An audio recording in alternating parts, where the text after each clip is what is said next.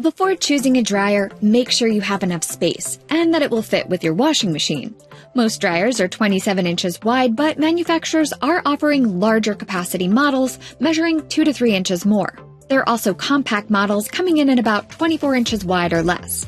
Measure the height, width, and depth of the area where you want to put your dryer. And don't forget about the washer. Then use these guidelines. For width, add an extra inch for space between the washer and dryer, and an inch on either side of the appliance. Add at least 6 inches of depth space for door clearance, dryer vents, and hookups.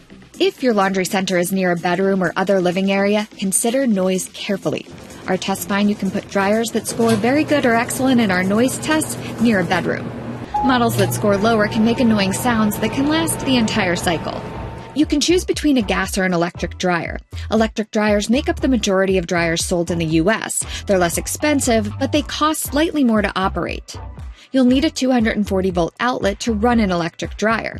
On the other hand, gas dryers are priced about $50 to $150 more than comparable electric dryers, but cost less to operate over time.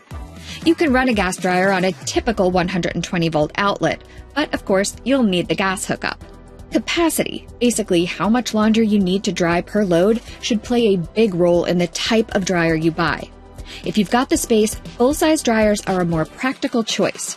Besides holding more laundry, our performance tests find they generally dry clothes faster than compact models. Most full-size dryers provide about 6 to 9 cubic feet of space. Some dryers are coming with more than 9 cubic feet of space, and that's helpful for big households with lots of laundry. But the extra room also comes in handy if you want to dry bulky items like comforters. If space is an issue, there are other options. Compact dryers are usually 24 inches wide or less. Some can stack on top of a compact front-loading washer to save space, but these typically have half the capacity of regular-sized dryers. Another choice? Washer and dryer laundry centers. These combine a washer and dryer in one unit. There are also combination machines that wash and dry your clothes in a single tub. Many compact models also offer ventless dryers, which remove the moisture through a condensation or heat pump system instead of a vent. That's convenient if you live in an apartment or condo, or if you don't have easy access to an outside wall near your laundry area. The most important feature, a moisture sensor.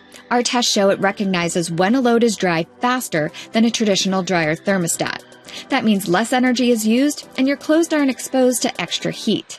A moisture sensor and standard features are usually more than enough, but you'll see plenty more options on dryers. Eco-cycles are supposed to reduce the dryer's energy use, but our tests continue to show that the savings are minimal at best. Now that you've got the basics, become a member and check out our specific washer and dryer ratings based on our in-depth expert testing. We're a not-for-profit and we pay for all of the items we test. Thanks for your support.